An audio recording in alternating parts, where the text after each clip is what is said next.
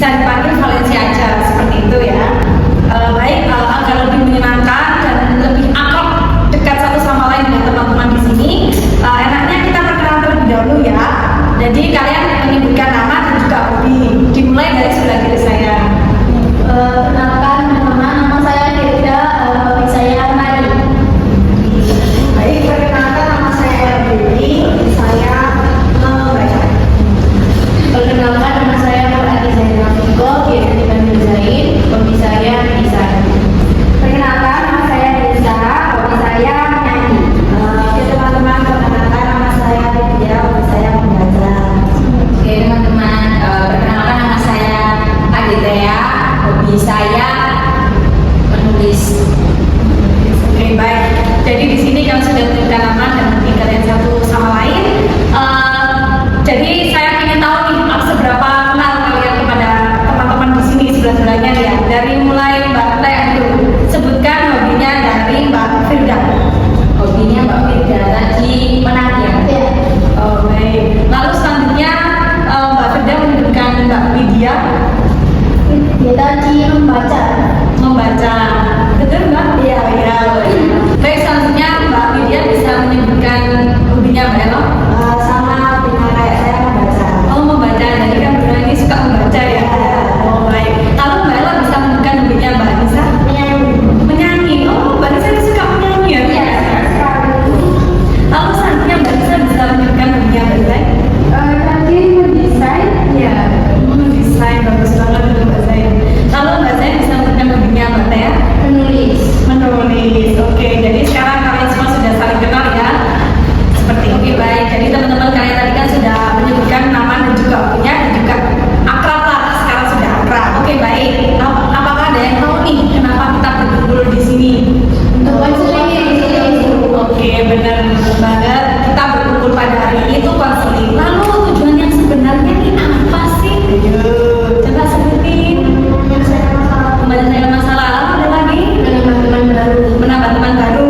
Ada lagi? Bercerita. Bercerita. Oke, lalu udah itu aja. Baik, saya jelaskan ya teman-teman. Tadi sudah menyebutkan yang teman-teman ketahui ya kan. Baik, tujuan kita berkumpul pada hari ini yaitu melaksanakan konseling kelompok dengan membahas topik permasalahan yang teman-teman alami ini ya kan. Nah, topik yang kita bicarakan dan kita bahas yaitu berjudul Ruang Aman untuk Berbagi dan Bertumbuh sesuai dengan poster yang sudah kalian lihat sebelumnya seperti itu ya. Baik, tadi Ibu kan sudah menyebutkan tujuannya. Apakah kalian sudah paham? Sudah. Sudah. Nah, perlu kalian ketahui nih bahwa konseling kelompok ini itu bersifat wajib seperti itu ya. Saya juga berharap bahwa proses konseling pada hari ini itu selesai dari awal hingga akhir dan juga kalian semua berkomitmen dalam konseling kelompok kali ini. Nah sebelum itu saya ingin tahu nih kira-kira apa harapan kalian untuk proses konseling pada hari ini. Menurut saya masalahnya yang kita ini itu selesai. Oh seperti itu ya Mbak Tea. Jadi Mbak Tea ini ingin harapan Mbak Tea itu permasalahannya bisa selesai seperti itu ya. Lalu ada lagi? Ya saya juga sama sih. Harapan saya bisa selesai, terus saya juga bisa belajar dari cerita teman-teman di sini. Oh baik. Pengalamannya teman-teman. Oh itu sangat bagus ya Mbak Widya. Lalu ada lagi? Oh sudah. Oke. Baik. Jadi di sini kalian sudah menyebutkan harapan-harapan. Terima kasih untuk Mbak Tea dan juga Mbak Widya sudah memberikan keberaniannya untuk memberikan ucapan-ucapan harapan kalian tersendiri seperti itu ya. Sampai di sini kalian ingin melanjutkan proses konseling atau tidak? Ya, Ibu pengen tahu ya dari kalian. Mulai dari Mbak Widya dulu. Saya bersedia. Bersedia ya Mbak ya. Lalu Mbak Tea? Saya juga bersedia. Bersedia. Lalu Mbak Zai? Bersedia. Bersedia. Mbak Firda? Bersedia. Bersedia. Mbak Ella? Bersedia. Bersedia. Lalu Mbak Nisa? Saya juga bersedia. Bersedia. Alhamdulillah semuanya bersedia ya untuk mengikuti proses konseling pada hari ini. Oke baik, saya juga akan bertanya nih kepada kalian. Apakah kalian mau proses konseling ini bisa dilaksanakan secara terbuka atau tertutup? Maksudnya terbuka sama tertutup itu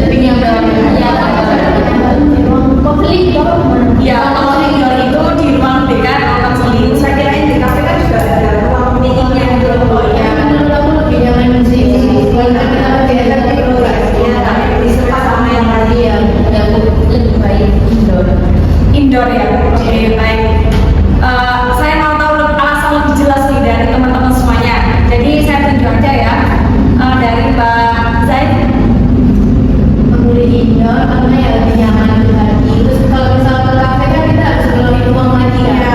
Tapi kalau di rumah jelek ini kan kita bisa makan aja di sana. Oke, lalu Mbak Widya. Kalau saya memilih indoor ya karena itu tadi sih. Kalau di luar ruangan kan nanti kita nggak fokus gitu. Iya, benar sekali Mbak. Lalu Mbak Firda. Saya juga indoor Bu, karena kalau di indoor itu kan agak lebih fokus. Terus soalnya saya ini kalau di luar itu kadang kita distract sama orang-orang, misalnya daerah dikit itu terus bimbing, jadi kan tidak fokus gitu ya. Jadi